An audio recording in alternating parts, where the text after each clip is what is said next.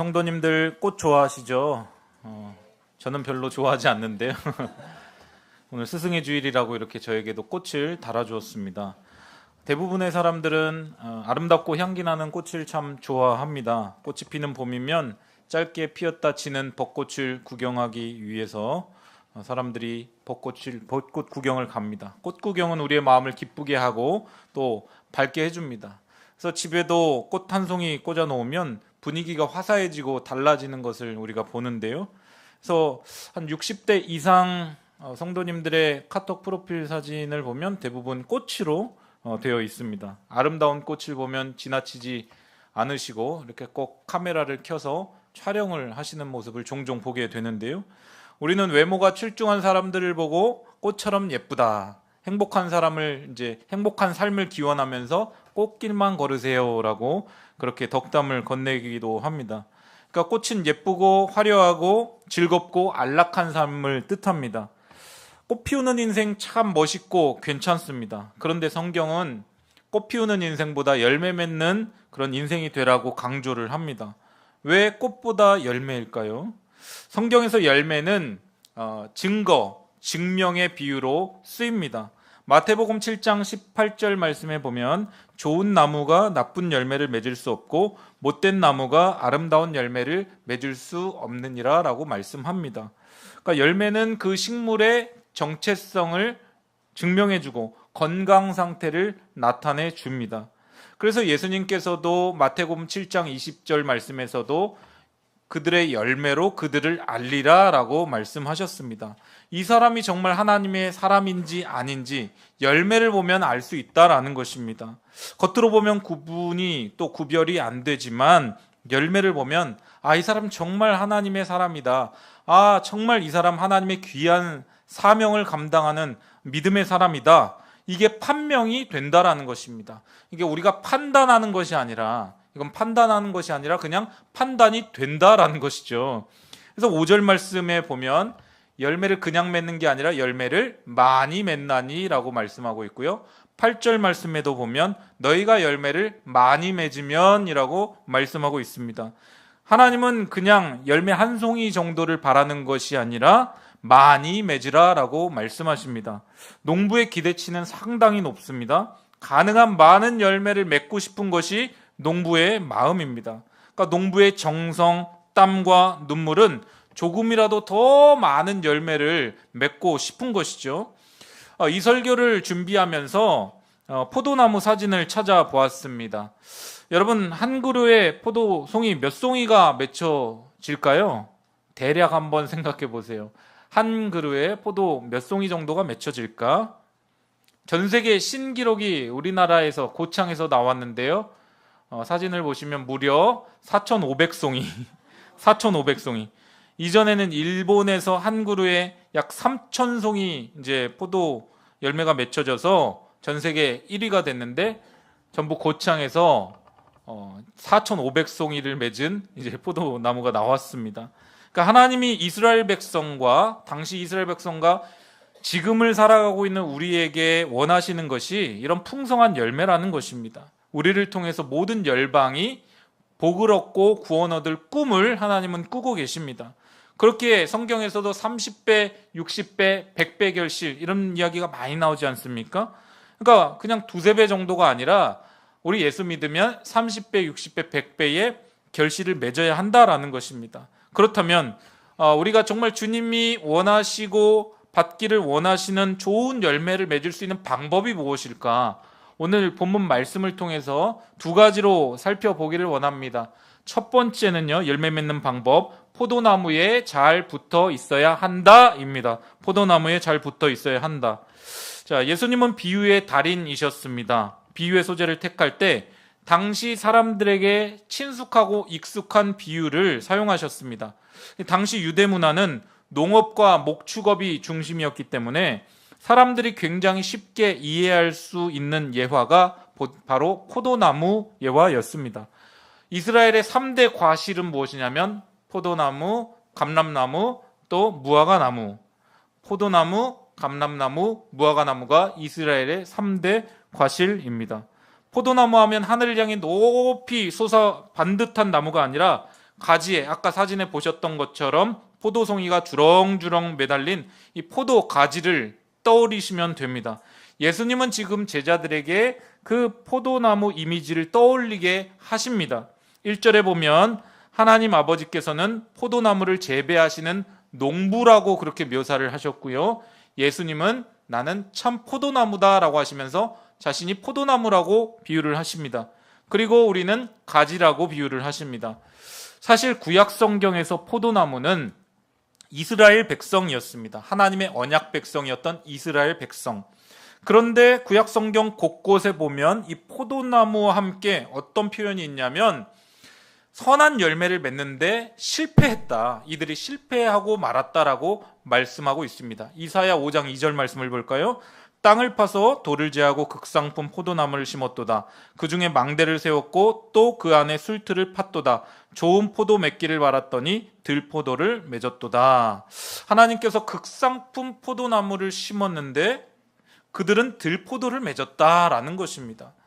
여러분, 부모가 자녀에게 극상품 포도를 심었는데 평생 좋은 것으로 뒷바라지를 다 했는데 자녀가 들포도 열매를 맺는다면 부모의 마음은 어떻겠습니까?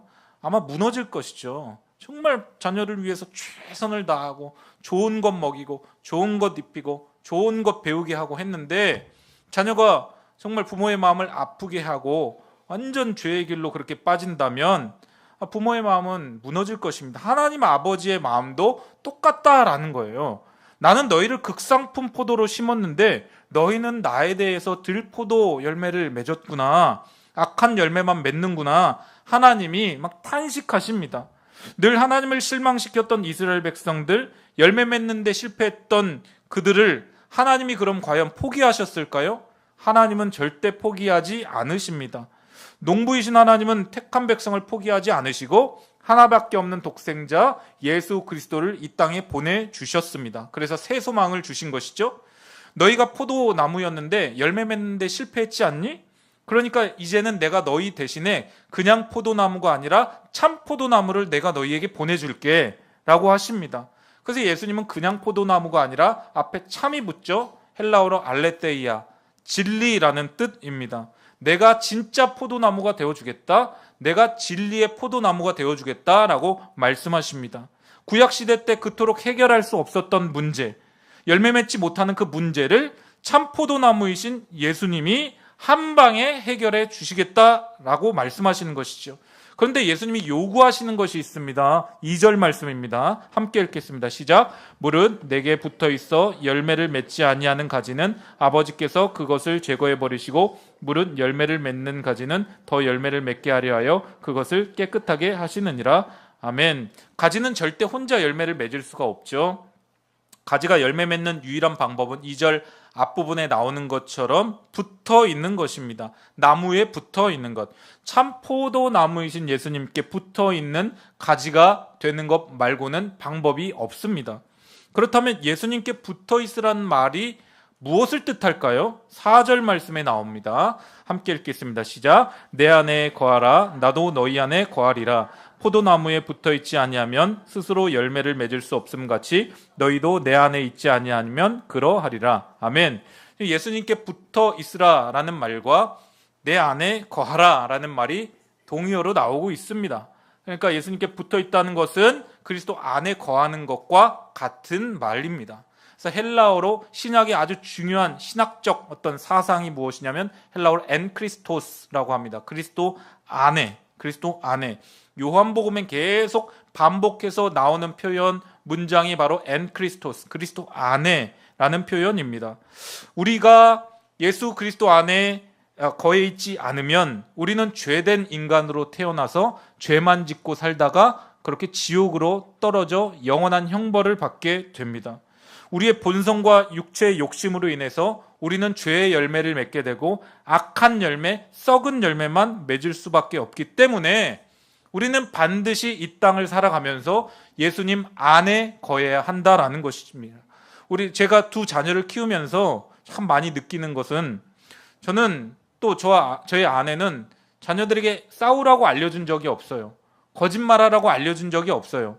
그런데 자연스럽게 이 아이들이 자라가면서 미움, 다툼, 시기, 질투, 원망, 불평, 이런 죄의 어떤 열매들이 그 안에서 자연스럽게 터져 나오게 되는 것을 봅니다. 아, 인간은 태어났을 때부터 죄인이구나. 인간은 소망이 없구나. 그래서 껄핏하면 서로 자기의 욕심과 욕심이 맞붙어서 싸우기도 하고, 또 서로를 향해서 막 정말 이렇게 대적하기도 하고, 인간이 죄성을 정말 자녀를 통해서 보기도 하고, 또 앞에서 설교하고 있는 저 자신을 보면서도 아, 인간은 정말 죄인이구나. 의인은 없나니 하나도 없으며 깨닫는 자도 없고 한 가지로 치우쳐 무익하게 되고 선을 행하는 자는 없나니 하나도 없도다. 모든 사람이 죄를 범하였음에 하나님의 영광에 이르지 못한다라고 했던 그 로마서 3장의 고백이 아주 철저하게 이해가 된다라는 것이죠. 그런데 소망이 있습니다. 절망에서 끝나면 안 되고 소망이 있는 것은 우리가 예수 그리스도 안에 참 포도나무에 접붙여진 가지로 있을 때 그분 안에 거하면서 그분의 진액을 빨아먹으면서 그분으로부터 오는 모든 은혜와 생명과 축복을 누리면 우리는 죄된 열매가 아니라 하나님께서 원하시는 의의 열매, 선한 열매를 맺을 수가 있게 됨을 믿으시기를 바랍니다. 그래서 시편 1편 3절 말씀에도 보면 그는 시냇가에 심은 나무가 철을 따라 열매를 맺으며 그 잎사귀가 마르지 아니함 같으니 그가 하는 모든 일이 다 형통하리로다 라고 했습니다. 시냇가에 심겨진 나무 그 자체가 잘나서가 아니라 나무가 시냇가에 심겨져 있기 때문에 철을 따라 사시사철 열매를 맺을 수가 있다라는 것입니다. 마찬가지로 우리가 참 포도나무이신 예수님 안에 접붙여져 있을 때, 신학적 표현으로 그리스도 안에 거할 때에 이렇게 열매를 맺을 수가 있다라는 것입니다. 이건 나의 능력이 아니라 그리스도의 능력으로 이게 가능해진다라는 것이죠. 사랑하는 여러분, 우리 신앙생활의 성패는 여기에 달려 있습니다. 우리 신앙은 내 능력에 달려 있는 것이 아닙니다. 신앙은 개개인의 탁월한 능력이 아니라 신앙의 영역에 있어서 천재는 없습니다. 어떤 운동이나 뭐 어떤 공부나 이런 거엔 천재가 있잖아요. 그런데 신앙생활에는 천재가 없습니다. 그저 예수님과의 관계에 달려 있는 것이죠. 어떻게든 주님 안에 거하려고 몸부림을 치면서 그렇게 달려가는 사람이 신앙생활을 잘하는 사람이고 그런 사람이 결국에는 열매를 맺게 되는 것입니다. 그래서 5절 말씀에 다시 한번 강조하고 있습니다. 함께 읽겠습니다. 시작. 나는 포도나무요 너희는 가지라. 그가 내 안에 내가 그 안에 거하면 사람이 열매를 많이 맺나니 나를 떠나서는 너희가 아무것도 할 수 없음이라. 아멘. 계속 반복하는 것이 그가 내 안에 내가 그 안에 계속해서 거하라. 이 관계가 중요하다. 신앙생활에서는 관계가 핵심이다라는 것입니다. 포도나무와 가지가 뗄래야 뗄 수 없는 것처럼 양과 목자의 관계가 뗄래야 뗄 수 없는 것처럼 우리가 예수 그리스도로부터 멀어지고 떨어지는 순간 우리는 죽을 수밖에 없다라는 것이죠. 그분을 떠나면 아무것도 아닌 무기력한 존재가 될 수밖에 없다라는 것입니다. 사랑하는 여러분, 우리는 예수님 안에 있지 않으면 예수 밖에 있으면 아무것도 아닌 존재들입니다. 우리 그렇게 대단한 사람들 아닙니다. 아무리 대단한 사람이라도 사람은 결국 죽습니다. 인간의 한계는 죽음이에요. 인간의 결국은 죽음. 크리스찬이 우리 예수님과 주님과 끈이 떨어져 있으면 세상 사람들보다 더 못한 삶을 살아갑니다. 그러나 우리가 정말 예수님 안에 거해 있을 때, 주님 안에 있을 때 우리는 자신을 이기고 마귀를 이기고 정욕을 이기고 승리할 수 있음을 믿으시기를 바랍니다. 그런데 참 포도나무이신 예수님으로부터 스스로 떨어져 나간 가지임에도 불구하고 나는 괜찮다라고 여기며 살아가고 있는 사람들이 얼마나 많은지 몰라요. 이게 얼마나 영적으로 위험한지 우리 6절 말씀 보시겠습니다. 시작. 사람이 내 안에 거하지 않으면 가지처럼 밖에 버려져 마르나니 사람들이 그것을 모아다가 불에 던져 사르느니라. 아멘.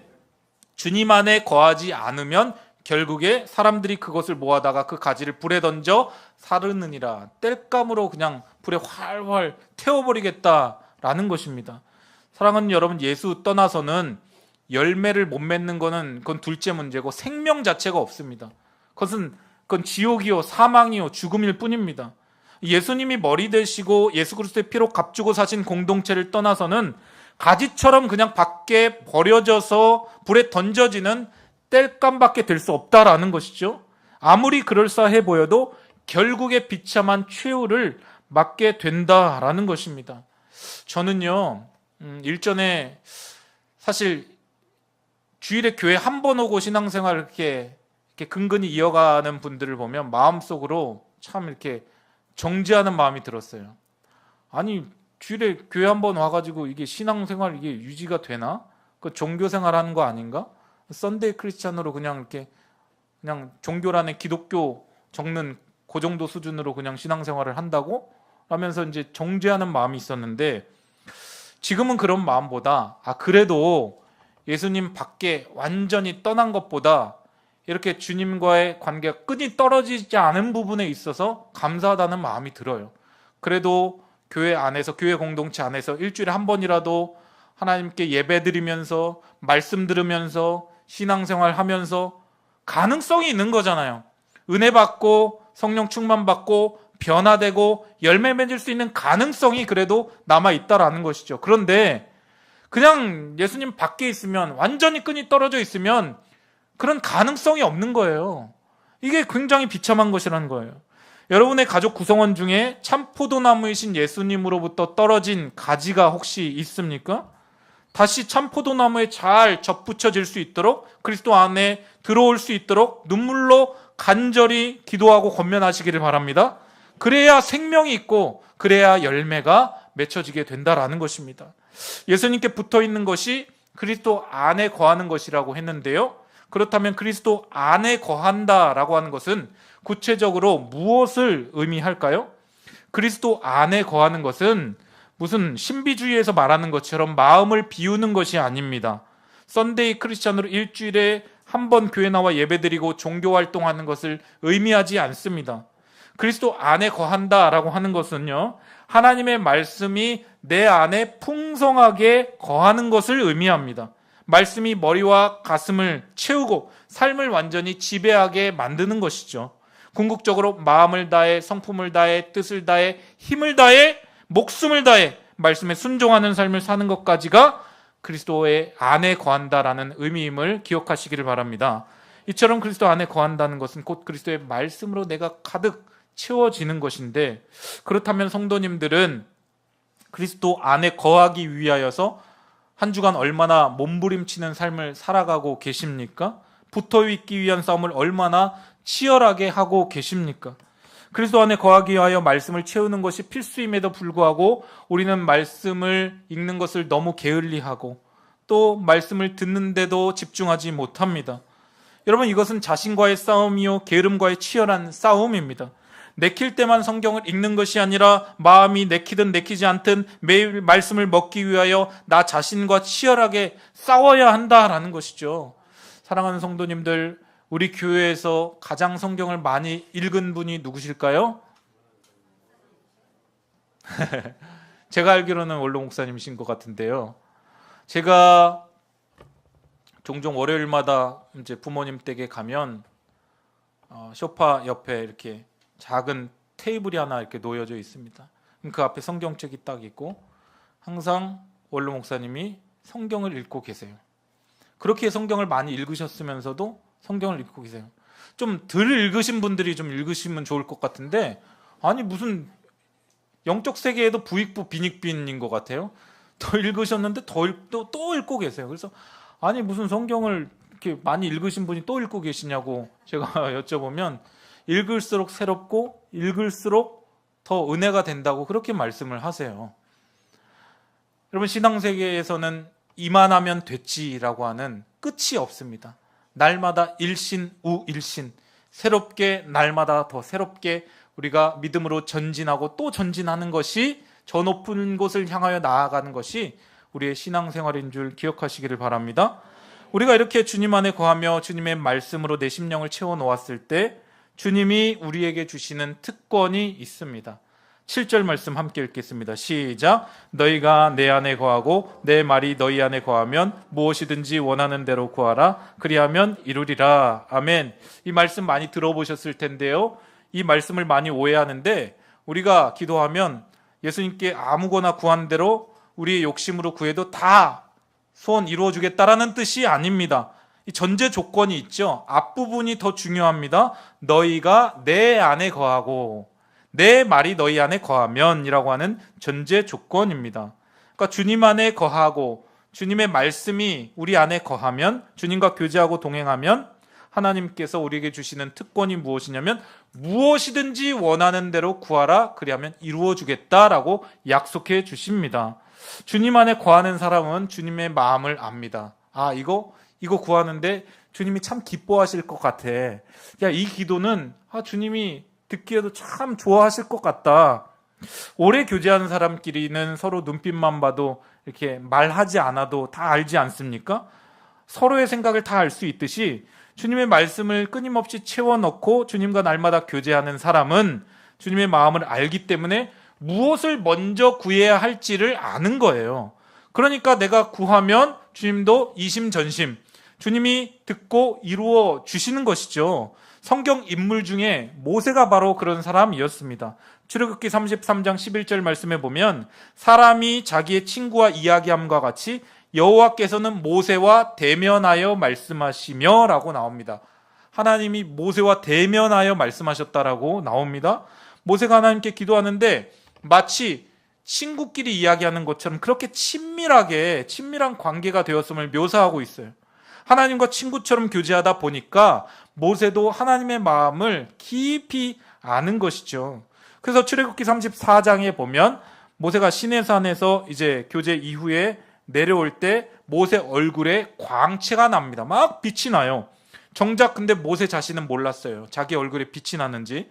하나님과 교제하다가 시내산에서 내려오니까 모세를 사람들이 쳐다보지를 못하는 거예요. 빛이 너무 나서, 광채가 너무 나서 쳐다를 못 봅니다. 그의 신적 권위에 놀라고 두려워합니다. 그리스도 안에 거했을 때 나오는 힘이요 또 위력입니다. 사랑하는 여러분, 우리 모두 모세처럼 얼굴에 빛이 나기를 축복합니다. 주변 이웃 사람들이 야, 저 사람 이상하게 뭔가 이렇게 품위가 있고 얼굴에 기품이 광채가 난다. 알고 보니까 저 사람 예수 믿는 사람이었구나. 야, 그리스도의 향기가 난다. 그것이 진정한 열매 맺는 삶의 증거임을 기억하시길 바랍니다. 사랑하는 여러분, 신앙생활은요 특별한 것이 아닙니다. 신비적인 것을 추구하는 것이 아닙니다. 매일 반복되는 하루하루의 생활 가운데 그냥 아침에 딱 일어나자마자 하나님 앞에 기도하고 말씀 읽고 또 묵상하고 주님의 음성에 귀를 기울이고 말씀에 순종하기 위하여 몸부림치는 그것이 신앙생활이고 또 그 모습을 우리 주님은 기뻐하신다라는 거예요. 주님의 몸된 교회를 섬기고 또 헌신하고 또 약한 자를 돌보고 이것이 바로 주님께 붙어있는 것이요 그리스도 안에 거하는 삶임을 기억하시기를 바랍니다. 오늘 열매 맺는 삶을 위한 두 번째 방법은요 가지치기를 해야 한다입니다. 가지치기. 포도나무는 특이하게 1년생 새순에만 이 열매가 맺힌다고 합니다. 감나무, 배나무, 사과나무, 복숭아나무 이런 나무들은 다 옛날 가지에도 열매가 맺는데 포도나무는 유일하게 묵은 가지에는 열매가 맺히지 않고 1년생 새순에만 가지가 맺힌다고 해요. 묵은 가지는 1년만 지나면 색깔이 이제 변합니다. 고동색으로 이렇게 변하는데요. 새롭게 솟아나는 가지는 초록초록 푸릇푸릇해서 농부는 전지가위를 들고 다니면서 고동색 가지를 다 이렇게 잘라냅니다. 영양분이 고동색으로 가지 못하도록 이제 전지 작업을 하는 것인데요. 새순의 양분과 수액이 집중되어서 풍성한 열매, 좋은 열매를 맺을 수 있도록 이제 농부가 직접 전지가위를 들고 다 가지치기를 하는 것이죠. 예수님 지금 그 말씀을 하고 계십니다. 2절과 3절 말씀 함께 읽겠습니다. 시작. 물은 내게 붙어 있어 열매를 맺지 아니하는 가지는 아버지께서 그것을 제거해 버리시고 물은 열매를 맺는 가지는 더 열매를 맺게 하려 하여 그것을 깨끗하게 하시느니라. 너희는 내가 일러준 말로 이미 깨끗하여 졌으니. 아멘. 여기 보면 중요한 문장이 나옵니다. 깨끗하게 하시느니라. 우리를 깨끗하게 하시려고 전지가위를 들고 가지치기, 우리 인생에 가지치기를 하신다라는 것입니다. 헬라어로 깨끗하게 하시느니라 카다이로라고 합니다. 이건 카타르시스의 어원인데요. 하나님의 가지치기는 우리의 심령의 변화, 우리 심령의 정화를 위한 것입니다. 그러면 하나님은 어떤 방법으로 우리 인생에 가지치기를 하실까요? 인생 채찍과 또 막대기로 우리 인생에 가지치기를 하십니다. 우리 스스로가 죄악의 요소들을 끊어내버리면 좋은데 그렇게 하질 못하잖아요. 악한 습관들을 가지치기 하지 못하니까 이제는 하나님이 직접 개입하십니다. 우리가 미워서 싫어서가 아니라 그대로 가면 참된 열매를 맺지 못하니까 실패하니까 때로는 징계를 통해서 때로는 책망을 통해서 때로는 질병일 수도 있고 때로는 관계적인 어려움일 수 있고 때로는 경제적인 문제일 수 있습니다. 그 징계와 고난을 통해 하나님이 우리를 깨끗하게 하시고 정화시키는 작업을 하셔서 우리 안에 있는 모든 죄의 불순물들을 다 걸러내시고 그렇습니다. 오직 주님밖에 없습니다를 고백하게 만드시더라라는 것입니다. 그러면 우리에게 있어서 가지치기 해야 할 요소는 무엇일까요? 목사님, 저는 가지치기 할 게 없어요. 저는 완벽합니다. 그렇게 말씀하실 수 있는 분 안 계시겠죠? 포도나무 가지처럼 우리 인생에도 열매 맺지 못하는 가지들이 많습니다. 바로 우리 안에 있는 죄악의 가지들입니다. 죄는 번식력이 참 세요. 선한 것보다 이 악한 것이 번식력이 참 셉니다. 모든 이 세계를 돌아봐도 자연계를 돌아봐도 참 그래요. 죄의 장가지가 뻗어나가서 하나님께 대하여 열매를 맺지 못하게 만들죠. 자기 고집대로 생각대로 그대로 두면 이 죄의 격가지들이 쳐져서 다 번식을 하게 됩니다. 악한 열매를 맺게 됩니다. 우리 안에 있는 육신의 정욕과 안목의 정욕과 이생의 자랑, 더러운 생각들, 음란과 방탕한 생각들, 내면 안에 있는 잡동사니들, 엉겅퀴들 그대로 내버려서는 절대 열매를 못 맺는다라는 거예요.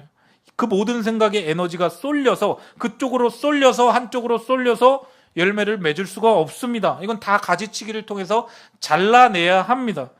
또 우리 삶에 열매 맺지 못하는 불필요한 요소들 있죠. 게으름, 스마트폰을 보면서 쓸데없는 시간 낭비를 굉장히 많이 하지 않습니까? 또 불필요한 인간관계들이 참 많습니다. 영적 생활에 도움되지 않는 그런 음식들, 심지어는 너무 과도한 어떤 취미 활동, 신앙생활에 방해되는 정도까지 하는 취미 활동, 이런 것들 다 우리가 가지치기 할 필요가 있다라는 것이죠.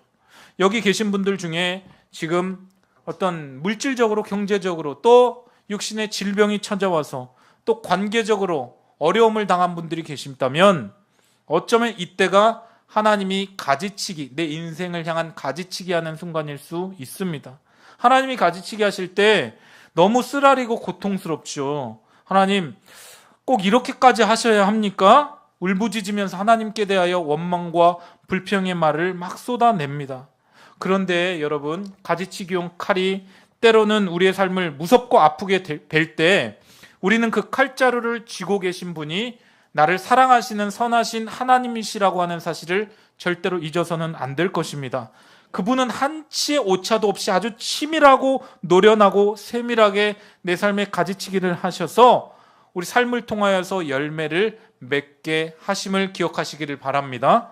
하나님께 가지치기를 잘 당하면 우리의 영혼이 맑아지고 삶의 목적이 분명해지고 생각과 태도가 바르게 교정이 됩니다. 내적인 동기가 순수해지고 야망이 다 걸러집니다. 쓸데없는 일에 관심을 쏟지 않고 삶이 단순해지고 심플해집니다. 그러면서 열매를 맺게 되는 것이죠.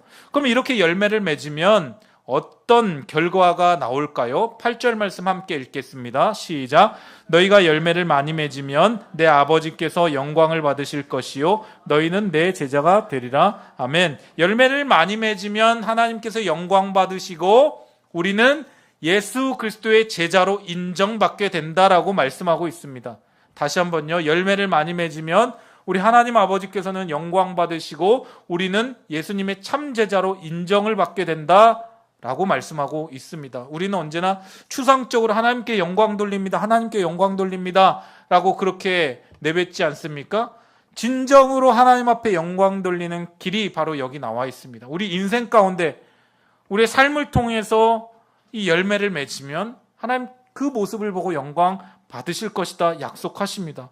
그렇다면 어떤 열매를 맺으시겠습니까? 제가 첫 설교 때 내적인 열매와 외적인 열매에 대해서 말씀을 드렸죠. 내적인 열매는 우리가 신앙생활을 하면서 우리의 모나고 삐뚤삐뚤한 부분들이 다 이렇게 가지치기 당해야 된다고 말씀드렸습니다. 내적인 열매는 예수님 닮은 신앙 인격의 열매입니다. 그래서 갈라디아서 5장 22절에 23절 말씀까지도 보면 오직 성령의 열매는 사랑과 희락과 화평과 오래 참음 자비 양선 충성 온유 절제니 이 같은 것을 금지할 법이 없느니라 라고 했습니다. 그러니까 신앙생활 하시면서 우리의 내면이 예수님 닮은 내면으로 그렇게 변화되어야 한다라는 것이죠. 또 에베소서 5장 8절과 9절 말씀에 보면 함께 읽겠습니다. 시작. 너희가 전에는 어둠이더니 이제는 주 안에서 빛이라. 빛의 자녀들처럼 행하라. 빛의 열매는 모든 착함과 의로움과 진실함에 있느니라. 아멘. 우리가 이제는 빛의 자녀가 되어서 빛의 열매를 맺어야 하는데 빛의 열매가 무엇인지 세 가지로 친절하게 나와 있죠. 착함과 의로움과 진실함에 있느니라. 그러니까 교회 다니면서 신앙생활 하시면서 착하지 않고 또 의롭지 않고 진실하지 않고 거짓말 맨날 하고 그러면 이거는 이제 못된 열매를 맺는 것입니다. 우리는 항상 착함의 열매, 의로움의 열매, 진실함의 열매를 맺어야 합니다. 이 인격적인 것이 발전되고 뻗어나가면서 이제는 외적으로는 복음의 열매, 전도의 열매, 많은 사람을 주님 앞으로 인도하는 영혼 구원의 열매를 우리가 맺을 수가 있게 된다라는 것입니다. 그 모습을 보고 우리 하나님 아버지께서는 영광을 받으시고 우리 예수님은 야, 너 정말 나의 참 제자구나 라고 인정을 해 주신다라는 것이죠. 무리가 아니라 당시 예수님을 따랐던 많은 무리가 아니라 진정 예수님의 참 제자임을 인정해 주신다라는 것입니다. 사랑하는 성도 여러분, 열매 맺기 위하여 주님께 더 찰싹 붙어 있으시길 바랍니다. 나는 능력이 없어요. 우리는 능력이 없어요. 그냥 주님이 능력이 있으시니까 그냥 그 주님께 찰싹 달라붙어 있으시기를 바랍니다. 주님 안에 거하시길 바라고요. 그분의 말씀이 우리의 심령에 거할 수 있도록, 점령할 수 있도록 날마다 말씀을 읽고 묵상하고 말씀을 가까이 하실 수 있기를 바랍니다. 또 가지치기를 하셔야 됩니다. 세밀하게 가지치기. 내가 가지치기 하지 못하면 하나님이 내 삶 가운데 직접 개입하셔서 노련한 칼자루를 쥐고 다 가지치기를 하시는데 가지치기를 하는 그 하나님의 손길을 신뢰하시고 아프더라도 인내하고 나아가면 우리 인생 가운데 반드시 하나님께서 보기 원하시는 의의 열매, 선의 열매, 또 복음의 열매를 맺게 해 주실 것입니다. 붙어있음과 가지치기를 통해 이 가뭄과 같은 시대에도 주님 주신 은혜로 풍성한 열매를 맺는 복된 삶을 살아가시는 성광의 모든 성도님들 되시기를 주님의 이름으로 간절히 축원을 드립니다. 아멘. 우리 찬양하시고 함께 기도하시겠습니다. 나의 안에 거하라 함께 찬양하시겠습니다.